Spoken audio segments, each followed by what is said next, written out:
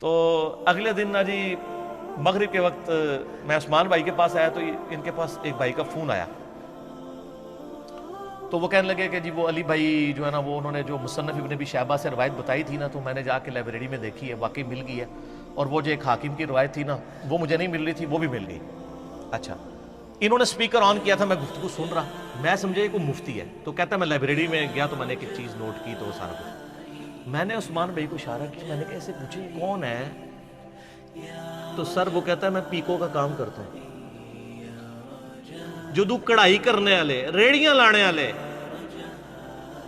College کے student مفتیوں کے گاٹے fit ہوں گے تو سر پھر وہ تو چیخیں گے نا کہ ہم نے اجماع کرنا ہے اس کے خلاف، نا تو آڈے خلاف تو آڈی عوام نے اجماع کرنا ہے انشاءاللہ، اور کر لیا ہے اجماع، تو آپ کے خلاف ہوا ہے۔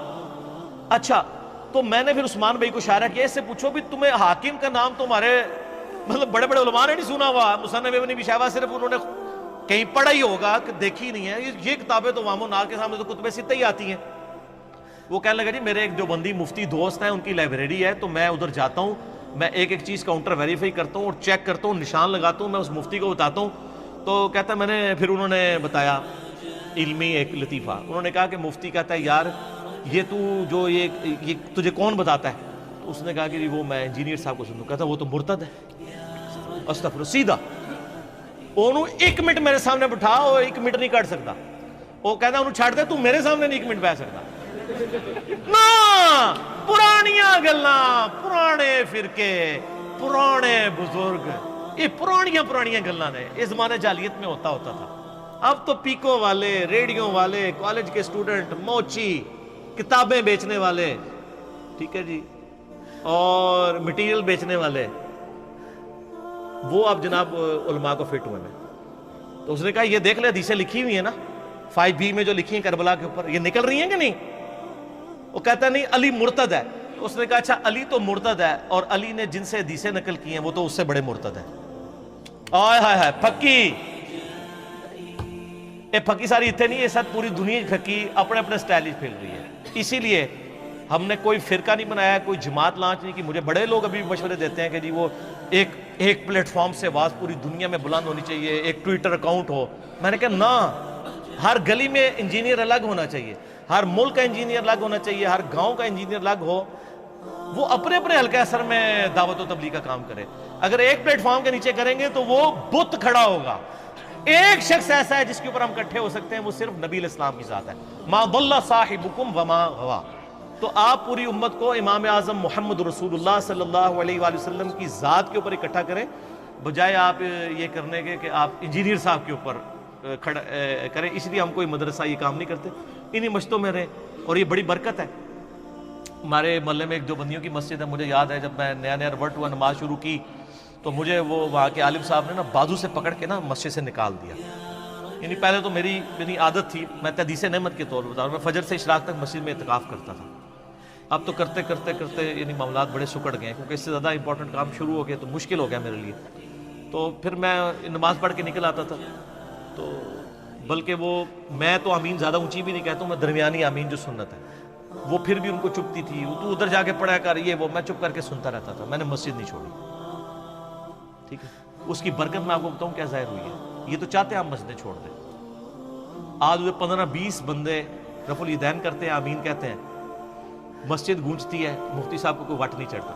لیکن اگر میں اس وقت ایک چلا جاتا تو وہاں یہ دعوت، اس لیے میں کہتا ہوں جہاں ہیں وہاں لگے رہیں، یہ آپ کے بھائی ہیں، آپ ان تک بات پہنچائیں، ٹھیک ہے۔ پھر آپ کو اللہ تعالیٰ خود بخود ساتھی دے گا۔ پھر انہوں نے محنت کی، یار آپ لوگ ہمیں غلط بھی سمجھتے ہو، ہمارے پیچھے نمازیں کیوں پڑھتے ہو؟ تو ہمارے ایک بھائی جو لکڑی کا کام کرتے ہیں، وہ مفتی نہیں ہے، ان کا مفتی صاحب بات یہ ہے کہ المصنف ابن ابی شیبہ میں موجود ہے۔ آئے ہائے ہائے سر، لکڑ والے نے کہنا سی المصنف ابن ابی شیبہ میں موجود ہے،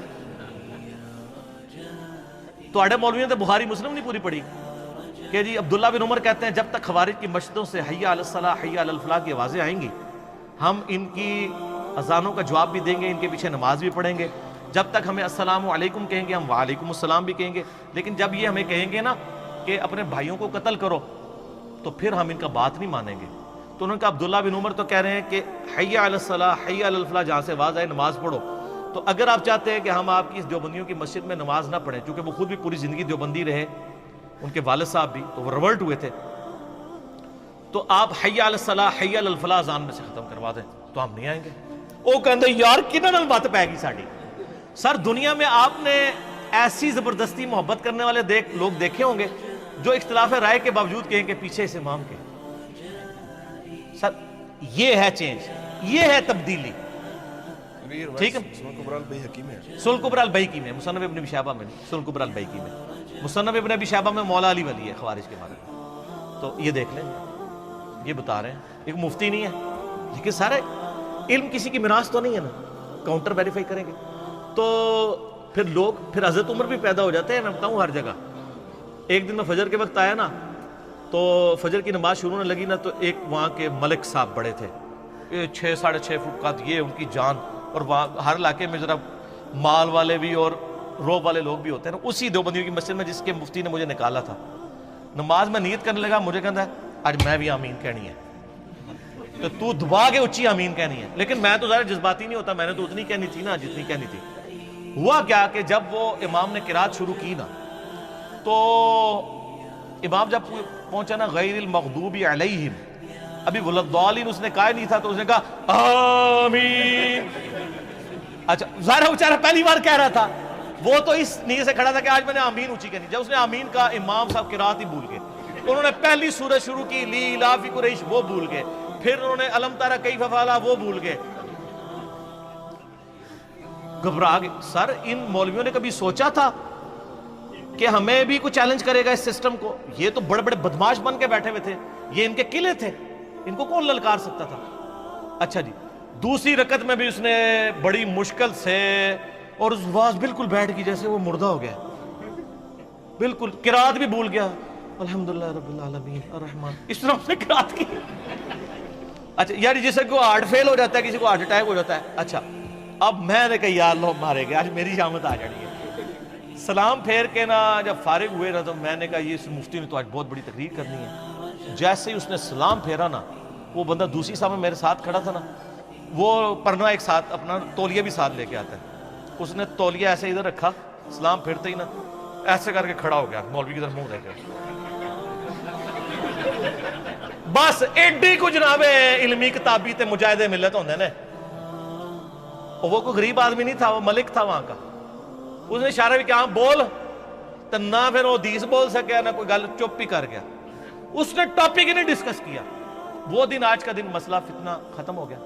ایک دوسرے بھائی تھے، وہ بھی دیوبندی سے ریورٹ ہوئے، ان کو بڑا تنگ کرتے تھے، تو وہ تقریریں پوری اس کے اوپر کرے. اور اس کی آپ حوصلہ دیکھیں سر، یہ حوصلہ ہم نے لوگوں کو دیا نا کہ ممبر پہ، ہم تو پتہ ہے نا تقریر بھی ہو رہی ہو تو 2 نفل پڑھتے ہیں. بخاری مسلم میں آیا کہ آپ نے، وہ تقریر اس کے خلاف ہو رہی ہوتی تھی، وہ سیدھا پہلی صف میں کھڑے ہو کے نا اللہ اکبر، تقریر اس کے خلاف ہو رہی ہے، سلام پھر کوئی غصہ نہیں، کوئی کچھ نہیں.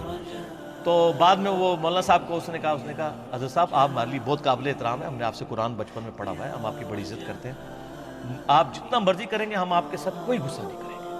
البتہ ہم ایک اپلیکیشن تھانے میں دے دیں گے کہ عالم صاحب یہاں پہ مذہبی منافرت پھیلا رہے ہیں، پھر پولیس جانے اور ہم آپ کے ساتھ بے حرمتی والا معاملہ نہیں کریں گے. یہ تو اللہ کا فضل ہے، یہ رد الفساد اور ضرب عصب شروع ہوا ہے. تو جو دہشت گرد مولوی ہیں ان کے فتنوں سے ہم جیسے جو بیچارے انوسینٹ لوگ ہیں نا وہ محفوظ ہیں، ادروائز تو مصیبت کھڑی ہو جاتی ہے.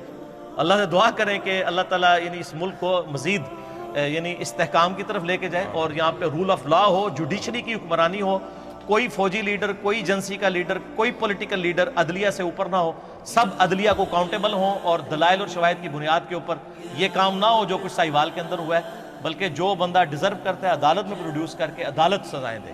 رول آف لا یہ ہے، یہ انصاف کا نظام، یہ وہ نظام ہے جو اللہ نے اپنی کتابوں کے ذریعے، اپنے نبیوں کے ذریعے جو ہے وہ عوام الناس تک پہنچایا.